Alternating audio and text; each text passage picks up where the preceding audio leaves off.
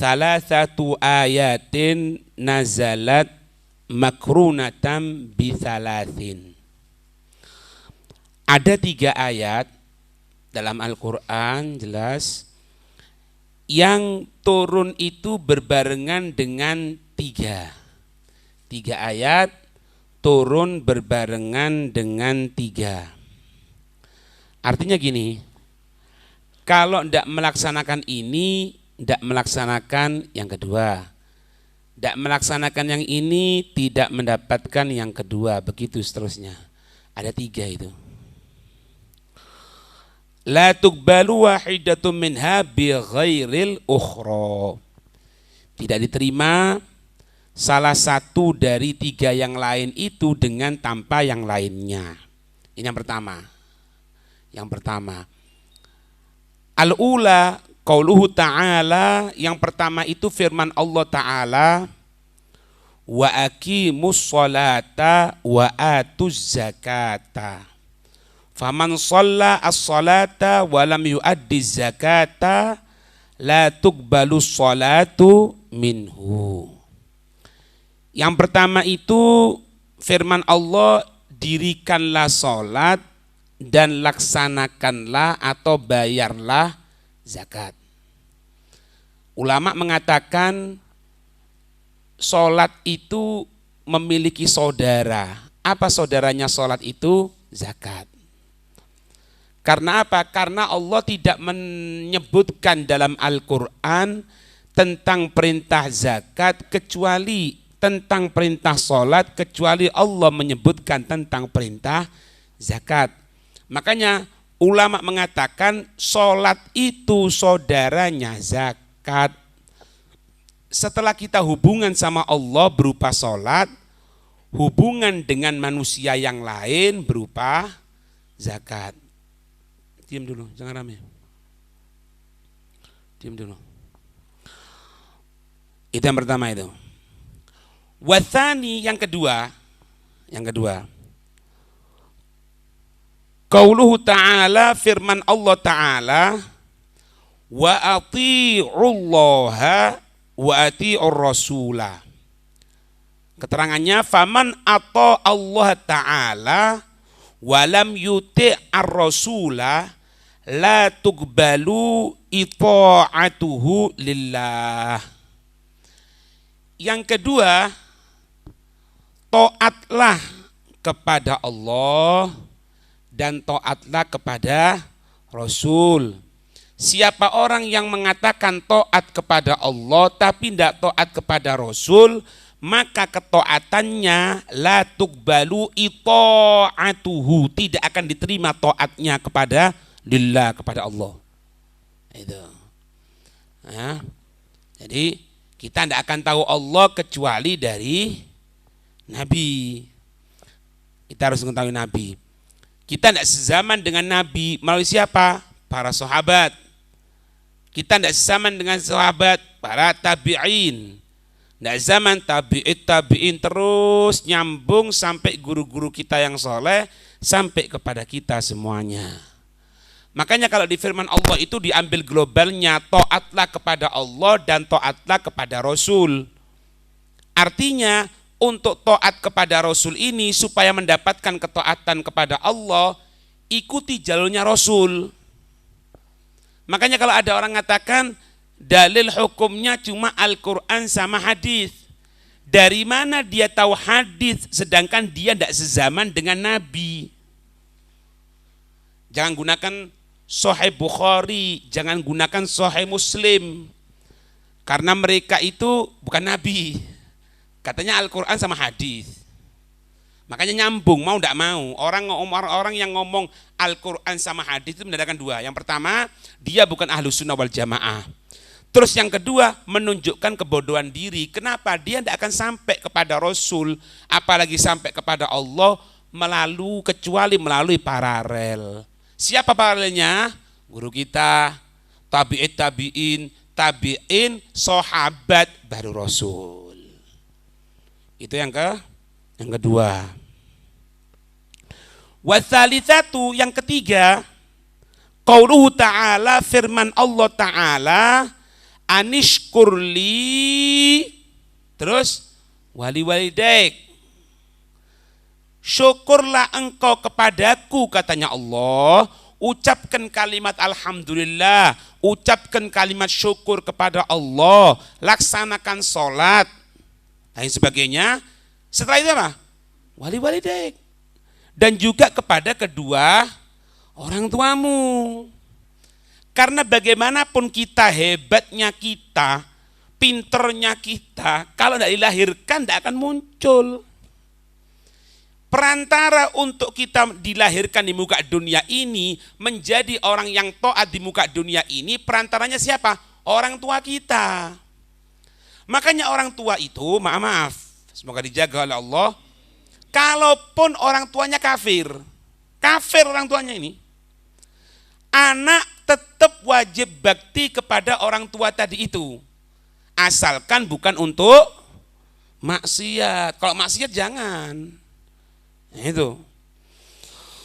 Faman syakarallaha ta'ala walam yashkur liwalidayhi la yakbalullahu ta'ala syukrahu.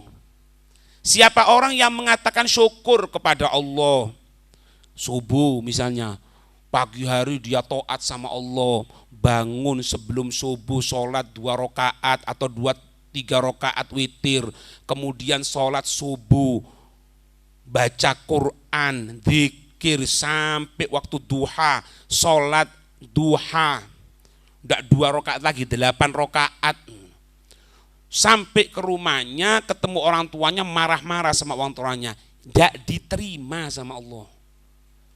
Ini tidak akan tahu, kita tidak akan tahu caranya sholat, tidak akan tahu kecuali lahir di dunia. Wah, hebatnya lagi kalau orang pilihannya Allah itu, perhatikan ini, hebatnya lagi kalau orang pilihannya Allah itu, anaknya itu sebelum berangkat ke tempat guru yang lebih tinggi ilmunya, pasti guru pertamanya orang tuanya. Iya. Kalau sudah seperti ini, dapat poin 2, selain orang tua, gurunya. Istri pun sama. Kalau kita jadi orang ngerti ilmu agama, kita catat, misalnya sekarang ini catat, didudukkan istri kita pulang, disampaikan pengajian seperti ini. Itu sampean kedudukannya 2. Selain sebagai suami yang wajib untuk ditaati, sampean juga menjadi guru bagi istri sampean sendiri. Makanya salah orang alim itu kalau ngajar muridnya tapi istrinya dibiarkan. Enggak. Lihat yang diajarkan Nabi SAW. Nabi itu kalau ngajar dengan sahabat, nyampaikan sesuatu kepada sahabat, itu di balik tabir ada istrinya Nabi. Dengarkan juga apa-apa yang disampaikan Nabi. Dan Nabi memerintahkan untuk dengarkan. Supaya apa? Supaya ilmunya ini juga masuk kepada keluarga. Na'udzubillah min dzalik. Jangan sampai muridnya pintar baca kitab, tapi anaknya pemegang botol khamr. Banyak kejadian, na'udzubillah. Na'udzubillah. Nah, kepada orang tua. Apa dalilnya tentang masalah yang ketiga ini? Anishkurli wali walidaik. Syukurlah kepadaku dan syukur kepada kedua orang tuamu. Dalilnya sabda Nabi SAW. Apa Nabi menyatakan?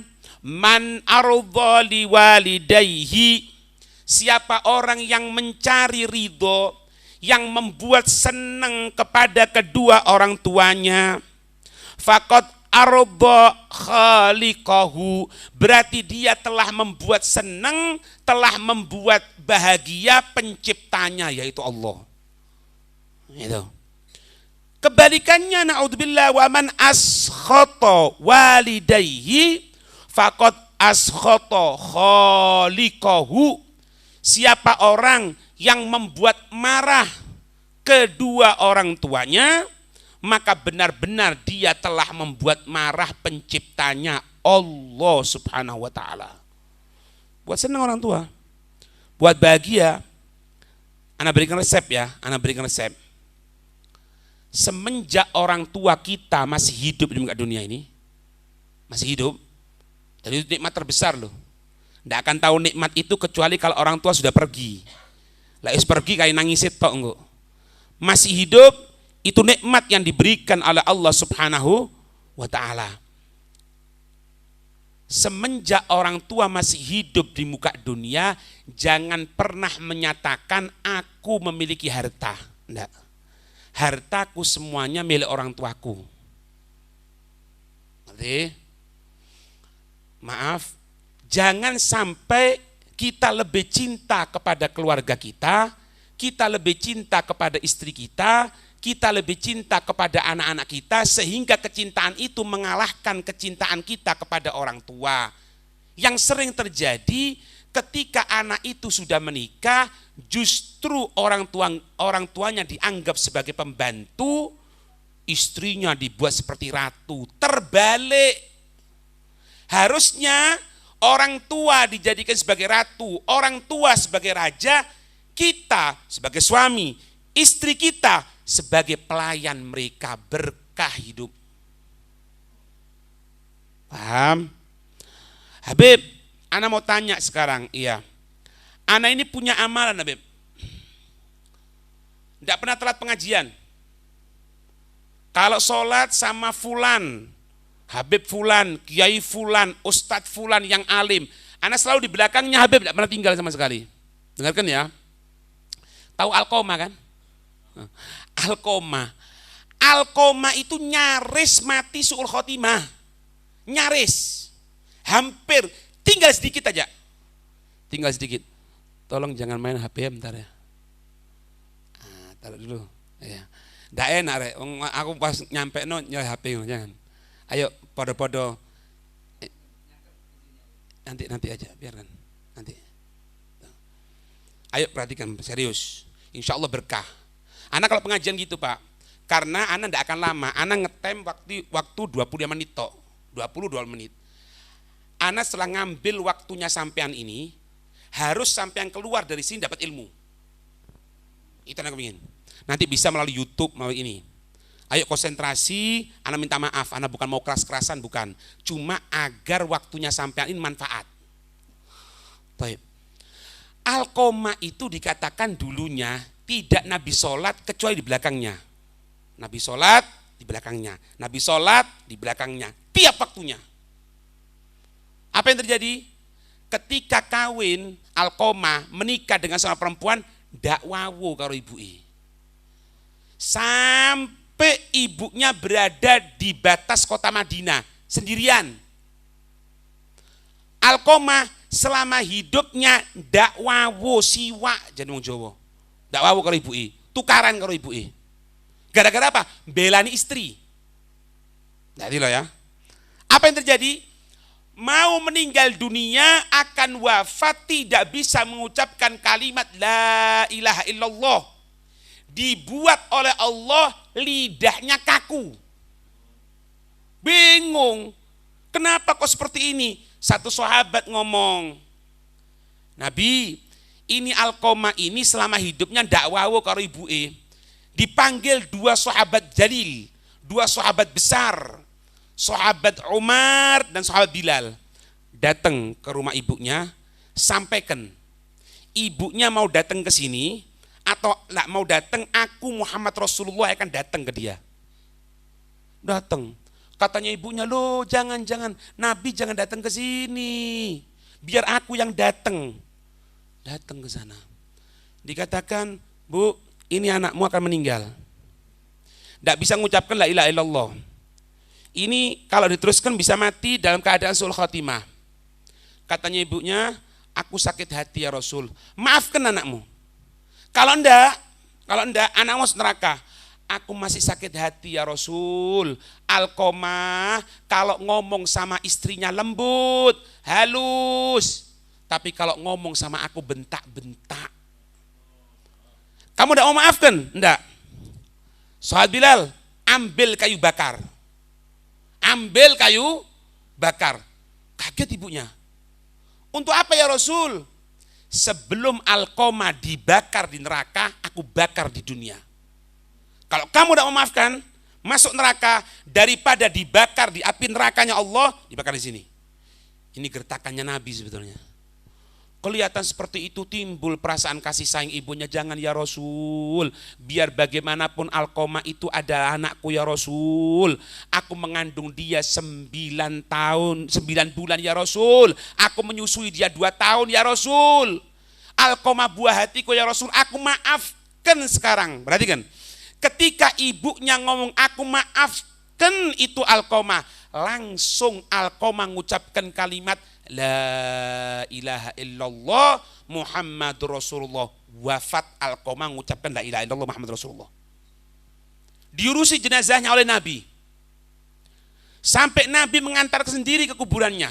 Setelah dikubur, Nabi langsung berdiri di hadapan sahabat semuanya mengatakan, perhatikan, tidak akan masuk surga katanya Nabi orang yang lebih mementingkan istrinya daripada orang tuanya sendiri. Hati-hati. 3 kali ucapkan sama Nabi. Oh iya, jangan. Orang tua nomor 1, Pak. Jangan sampai orang tua punya hutang, Pak, sampai dihutang be aku sakmini. Bu sampai lah. Anta wa maluka li abik katanya Nabi. Anta wa maluka. Anda sering ingatkan ya, hati-hati. Kalau sampean punya mobil, pas sampean ngajak keluar dengan istri, dengan ibu, orang tua. Jangan sampai istri duduk depan, sedangkan inti punya bapak, inti punya ibu duduk di belakang. Ini kurang ajar. Suruh istri duduk belakang, ibu depan, bapak depan. Oh jangan. Suami kerja, istri kerja. Di rumah, yang jagaan aja siapa? Ibunya. Lah, ndak berkah. Anak sengaja ngomong gini, banyak kejadian ini. Ndak urusan mau tersinggung mau ndak urusan. Ini alal hak, Pak. Alal hak. Jangan. Beb, anak mau bayar pembantu ndak bisa, Beb. Terserah inti mau bayar pembantu bisa atau ndak, yang jelas ibumu jangan dijadikan pembantu. Beb, bojoku ngamuk. Ngamuk? Bojomu ngamuk? Iya. Loh, gugur 1 tumbuh 1000, Rek. Loh serius ini. Jangan ngorbankan, Pak. Kalau istri kita ini halalnya sama kita ini karena akad. Tapi kalau orang tua kita sama nasab. Akad hilang, hilang kehalalannya. Tapi kalau nasab hilang, tidak mungkin hilang selamanya. Jangan. Perhatikan. Di sini ada 10 sebetulnya, kita baca cepat aja. Ada 10 haknya orang tua yang harus dipenuhi kita sebagai anaknya. Apa yang pertama? At-ta'amu in ihtaja. Kasih makan orang tua inti. Kalau orang tua inti butuh, tua, dia dulang, ini suapi. Jangan jijik, Pak, jangan. Orang tua kita ini. Keluar kotoran, bersihkan. Bersihkan, ganti pampersnya. Ini suapi dia. Itu yang pertama, ngasih makan. Yang kedua, wal khidmatu in ihtaja. Jadikan diri kita ini bakti total kepada orang tua kita. Kesibukan apapun, jangan sampai meninggalkan kita untuk bakti sama orang tua kita. Yang ketiga, wal ijabatu inda'a. Kalau dia manggil langsung datang. Kalau kita tengah sholat sunnah dipanggil orang tua, batalkan sholat sunnah. Kalau sholat fardu, ucapkan yang keras supaya dia mengerti bahwasanya kita tengah sholat. Kalau tetap tidak ngerti karena tua, batalkan meskipun sholat fardu untuk datang kepada orang tua. Yang ketiga. Yang keempat, wal ito'atu in umiro bi ghairi maksiyah. Kalau diperintahkan asalkan tidak maksiat, jalani. Ya Allah, Pak, orang tua kita ini hidup tidak lama sama kita. Kita sekarang mungkin sudah umur 30-40 tahun. Semoga panjang umur orang tua kita. Orang tua kita mungkin sekarang umur 60, umur 70. Ketentuan hidup. Tidak lama kan ninggalkan kita kok. Tidak lama. Sebentar toh. Sering kita dengarkan orang tua itu kalau melihara anak 10 mampu. Tapi ketika anak 10 untuk ngurusi orang tua 1, saling lempar. Na'udzubillah min dzalik. Na'udzubillah min dzalik. Kemudian wattakallumu ma'ahu billayyini dunal ghildzah. Kalau ngomong sama orang tua yang lembut. Jangan malangkerik, jangan bentak-bentak kepada orang tua. Apa yang kita miliki? Punya harta, tidak lama. Punya ketampanan, tidak lama. Punya murid, punya ilmu manfaat, tidak manfaat ilmu kalau kurang ngejar sama orang tua. Yang lembut ngomong sama orang tua.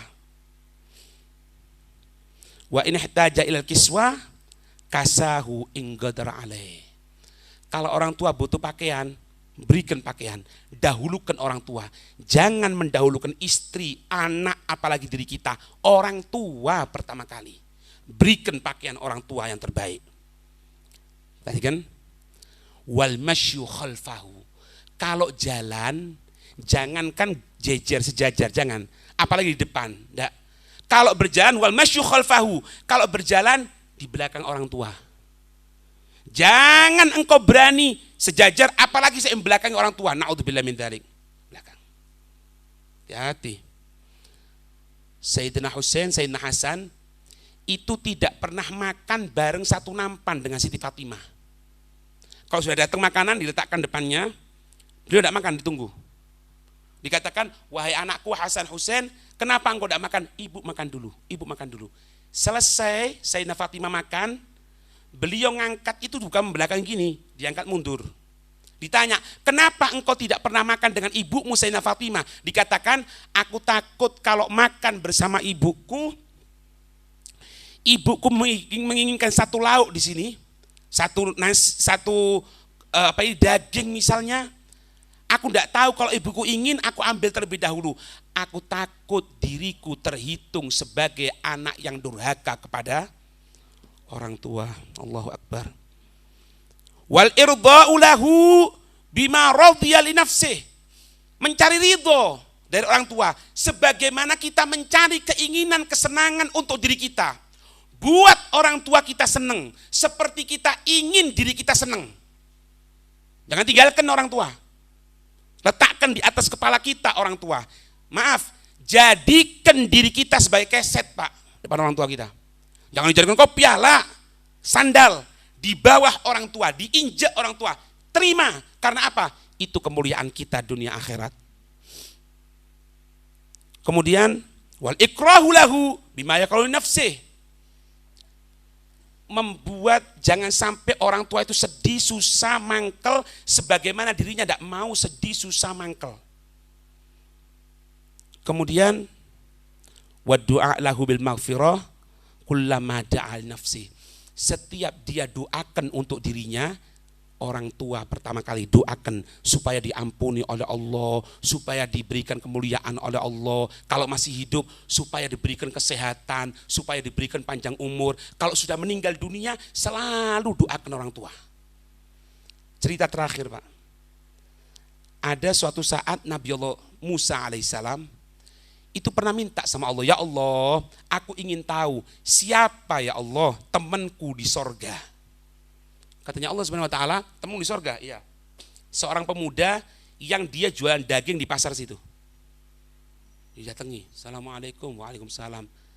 Aku bisa nginep di rumahmu, kepingin tahu apa amalnya ini. Kok bisa barengi Nabi Allah Musa?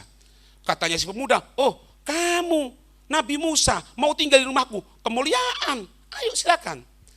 Nutup dari tokonya itu pulang ke rumahnya. Dia jualan daging. Sehari dilihat tidak ada amalan yang menonjol, tidak ada. Hari kedua, hari ketiga, tidak ada amalan yang menonjol, normal. Sampai hari mau masuk yang keempat, beliau mendudukkan si pemuda tadi. Pemuda duduk di sini. Sebetulnya aku tinggal di rumahmu bukan karena apa, ada sesuatu katanya. Apa Nabi Allah Musa? Aku ingin tahu amalmu ini apa. Loh kenapa? Karena aku minta kepada Allah untuk menunjukkan siapa temanku di sorga. Allah menyatakan engkau temanku di sorga katanya. Aku penasaran. Apa yang engkau laksanakan, yang ingin aku ketahui. Kok sampai hebatnya kamu barengnya aku di sorga. Nangis pemuda tadi itu. Apa kata si muda? Nabi Allah Musa, beberapa tahun kemarin ibuku wafat. Ketika semasa hidupku, aku tinggal bersama ibuku. Ibuku sudah dalam keadaan tua renta, tidak mampu apapun. Aku tidak berangkat ke pasar untuk jualan daging, kecuali aku bersihkan dulu ibuku. Aku mandikan ibuku, aku bersihkan ibuku, aku berikan pakaian itu ibuku. Setelah itu aku letakkan di satu keranjang yang besar. Aku letakkan di tempat yang atas. Karena apa? Aku takut ibuku terkena binatang-binatang buas. Aku tidak bisa untuk bawa ibu ke pasar, kesian. Aku tinggal takut diganggu, aku letakkan di atas. Aku jualan ke pasar, tidak lama aku jualan. Dan setiap aku jualan, meskipun larisnya bagaimana, aku sisakan. Untuk apa? Setelah itu aku pulang, aku sisakan tadi itu, aku masak, aku buat masakan. Setelah itu, ibuku aku suapi. Tiap hari. Dan setiap aku suapi, ibuku mengatakan, ya Allah, aku ridho kepada anakku ini ya Allah. Jadikan anakku ini ya Allah sebagai temannya Nabi Allah Musa di sorga. Setiap aku menyuapi ibuku, tidak selesai aku menyuapi ibuku, pasti ibuku berdoa seperti itu. Maka yang engkau minta dari Allah Subhanahu wa ta'ala, yang aku menjadi temanmu di sorga demi Allah Nabi Allah Musa, bukan karena amal perbuatanku, tapi karena baktiku kepada orang tuaku. Itu yang menghantarkan aku menjadi orang pilihannya Allah, membarengi engkau di sorga. Semoga orang tua kita yang masih hidup diberikan panjang umur oleh Allah Subhanahu wa ta'ala, diberikan kesehatan oleh Allah Subhanahu wa ta'ala. Kalau orang tua kita memang sudah kembali ke hadrat Allah Subhanahu wa ta'ala, semoga tidak ditunjukkan kepada kedua orang tua kita amal-amal perbuatan buruk kita. Semoga yang ditunjukkan kepada orang tua kita di alam barzakhnya adalah perbuatan baik yang kita laksanakan, dan kita dijadikan sebagai anak-anak yang bakti kepada kedua orang tua. Amin amin ya rabbal alamin. Allahumma salli wa sallim wa barik alaihi wa ala alihi. Wa laqad asyatu linna'ti man awsafuhu tuhil quluba tuhayyijul ashjana. Wallahu qad athna alaihi fama yusawil qawlu minna aw yakunu thanana. Lakin hubban fis sarairi qad da'a limadihi safati rabbina wa hadana. Wa idim tazajna bil mawaddati hahuna narfa'u aidi fakrina wa rajana. Lil wahid al ahad al ali ilahana mutawassilina mimman ilaihi da'ana. Mukhtarihi wa habibihi wa safihi zainul wujudi bihil ilahu habana. Ya Rabbana, Ya Rabbana, Ya Rabbana, bil Mustafa aqbalna ajib da'wana. Anta lana ya dukhrana fi hadhihi dunya wa fi ukhrana. Aslih lana al-ahwal waghfir dhanbana wa la tu'akhidh rabbi in akhtana. Wasluk bina fi nahji Taha al-Mustafa thabbit ala qadamil habibi khutana.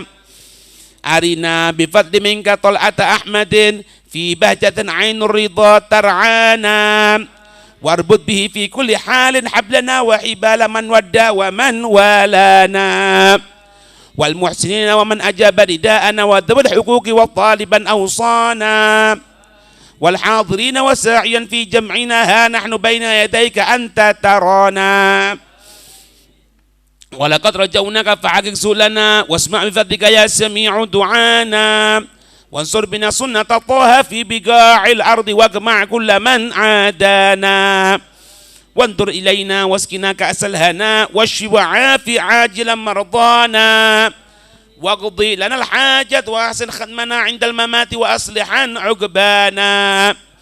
يا ربي واجمعنا وأحبابا لنا في ذلك الفردوس يا رجوانا. يا ربي واجمعنا وأحبابا لنا في ذلك الفردوس يا رجوانا.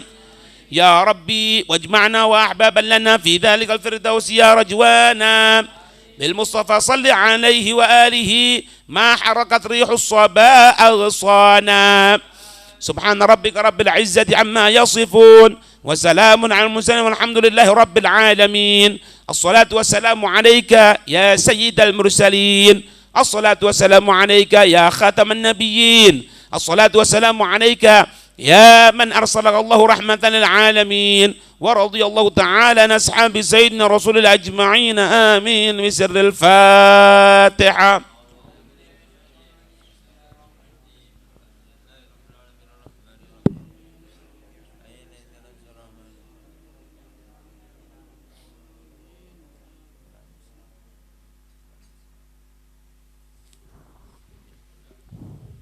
اللهم صل على سيدنا محمد صاحب البصرى صلاة تبشرنا بها وأهلنا وأولادنا وجميع مشايخنا ومعلمينا وطالبتنا وطالبتنا من يومنا هدى إلى يوم الآخرة.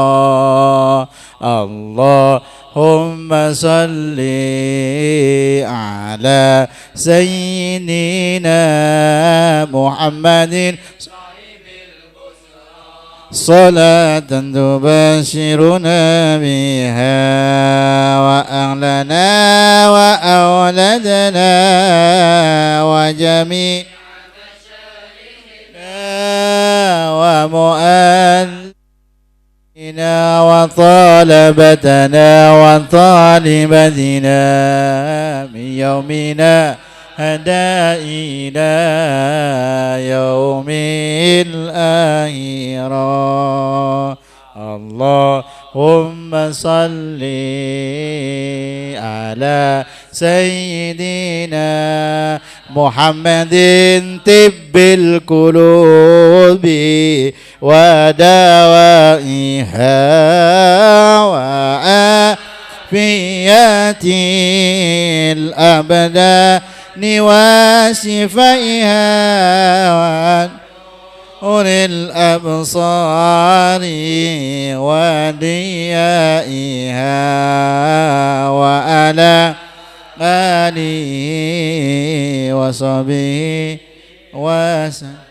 اللهم صل على محمد